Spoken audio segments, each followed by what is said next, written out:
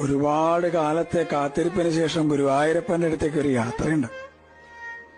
പരിഭവങ്ങളും സങ്കടങ്ങളും പരാതികളൊക്കെ ആയിട്ട് നടന്ന് ആ ശ്രീലകത്തിന്റെ മുമ്പിൽ അങ്ങോട്ട് എത്തുമ്പോ ഭഗവാനെങ്ങനെ കാണാം.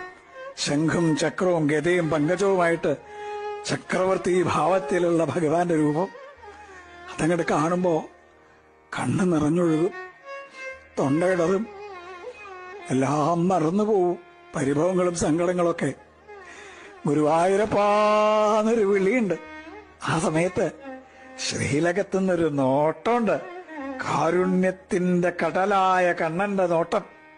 ഞാനില്ലേ കൂടെ എന്ന് പറഞ്ഞിട്ട് ആ കണ്ണനെ ഹൃദയത്തിലേക്ക് നിറയ്ക്കുമ്പോഴേക്കും ദ്വാരപാലകർ നമ്മളെ നിൽക്കിണ്ടാവും. പക്ഷെ ആ കാരുണ്യം നിറഞ്ഞൊരു നോട്ടല്ലേ, അത് മതി നമ്മളെ പരമാനന്ദത്തിൽ ആറാടിക്കാൻ.